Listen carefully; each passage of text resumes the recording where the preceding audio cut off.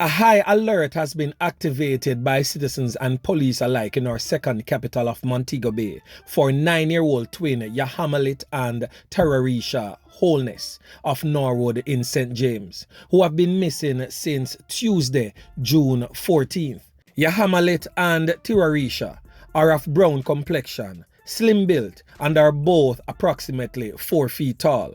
Reports are that both Yahamalit and Terarisha were at home when they were last seen. Their modes of dress at the time they went missing are still unknown.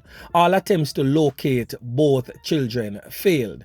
Anyone knowing the whereabouts of Yahamalit and Terarisha are being asked to contact the Montego Hills Police at 876-952-8626. The Police Emergency 119 are the nearest police station. Come on, Jamaica. Oh, we just hear about this. But anyway, keep the same energy. Yeah, man. On the spot news media, we got the latest news. We don't care about the views, we just representing right. Put local news internationally every night. On the spot, wave that Jamaican flag from left to right. Let's get it right.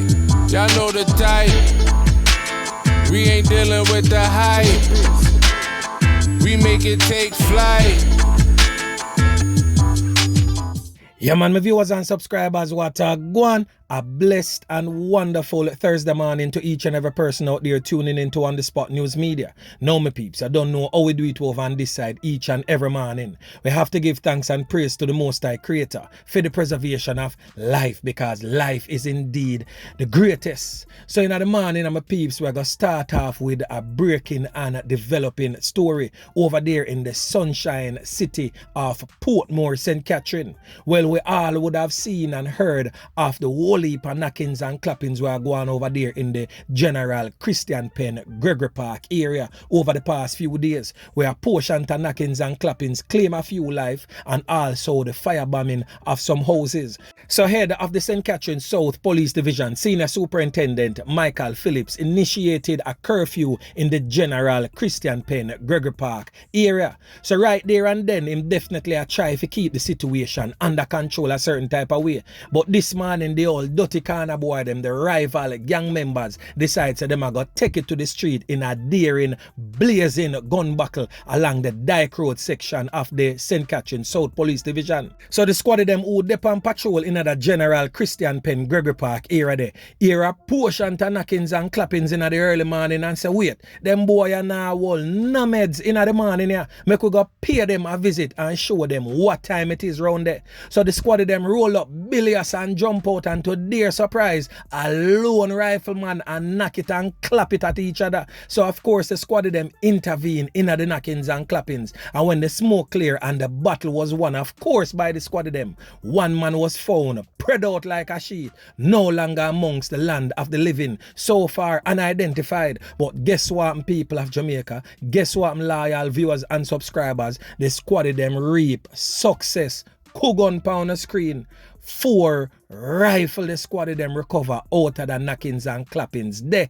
Even though I'm only presenting 4 on the screen, On The Spot News Media has gotten information that the police has indeed recovered 5 high-powered weaponry so far. So my peeps, this story is definitely ongoing, and please stay tuned to On The Spot News Media as I continue to give you fresh news and updates on this one in subsequent newscast. And yesterday over there in the Central Village area of the St. Catherine South Police Division, this is the man that lost his life courtesy of the old dirty corner boy them. He goes by the name of Terran. We don't really know his personality in the community, if he is a dirty corner boy or he was just a victim of the whole knockings and clappings and of course the firebombing of homes, to include a female who lost her home and almost lose her life as she also got conned up in that blazing gun battle. So may I tell my peeps,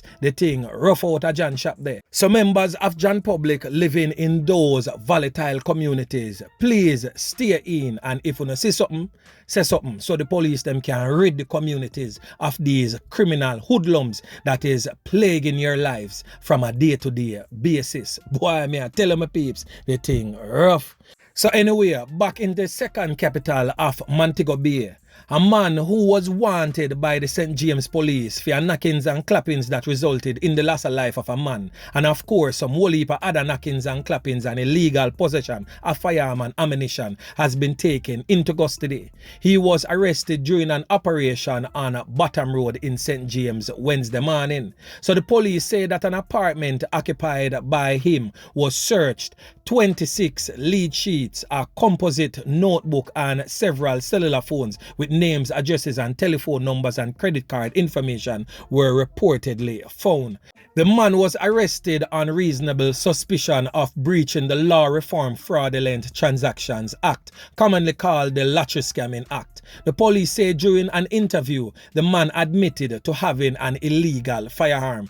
He reportedly took the police to an area next to his apartment where he had buried the weapon. The man was also taken to the Montego Bay police station where he was further interviewed and allegedly confessed to the loss of life of a man committed on the 3rd of May 2020. Yeah man, me I tell you. So the police them definitely are putting in some decent spot of work down at Montego Bay there. Also, on the spot news media also have unconfirmed reports say a portion of knockings and clappings go on last night in the arcade area. A whole heap of shell beat, whole heap of people are run up and down and a scamper for cover. We not get the full understanding of what really take place, but definitely we are on it to find out what really go on in the town center. Boy, me I tell you, the old dirty corner boy them always at it. Yeah man, so we definitely have to be safe whilst you not travel pan Jagravel, because the old dirty corner boy them always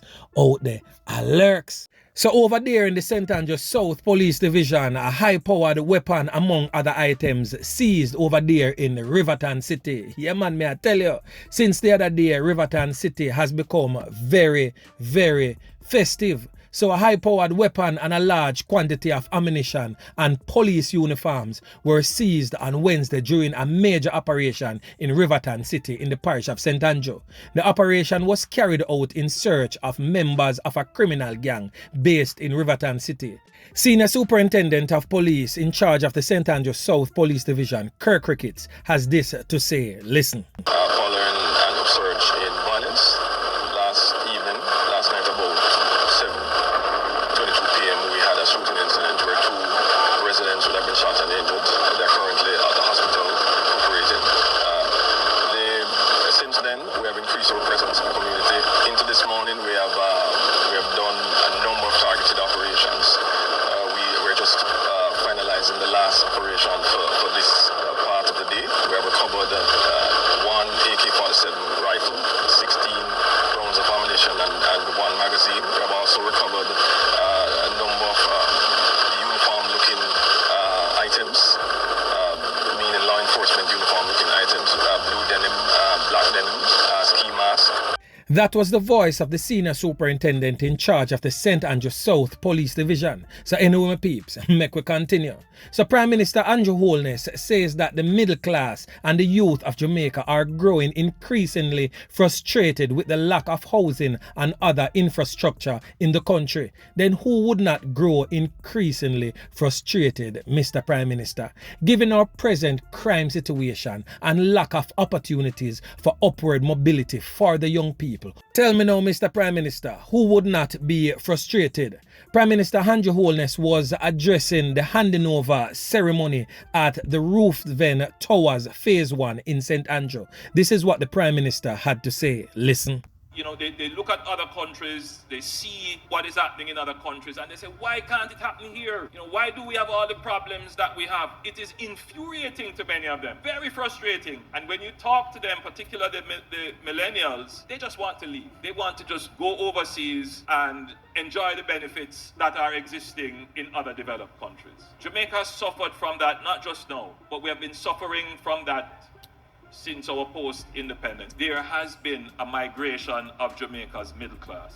And one of the reasons we have been losing them, there are many. Security is one, job opportunities may be another, but we're slowly conquering that issue. But another issue which is not spoken of is the quality and standard of infrastructure, including housing. And in our 60th year, we have to confront this and make a commitment to improve our infrastructure so that our young people can feel that they're living in a modern society. It is a part of, how they see themselves, and how they see themselves is inconsistent with the physical representation of Jamaica in its built environment. But the process to get there won't happen if we abdicate our responsibility. Who will lead the country if all the skills leave? And when I say lead the country, I'm not talking about Julian and myself, or the mayor and myself. I'm talking about who will lead the NHT, who will lead the HAJ, who will take up the leadership of the country to transform the country.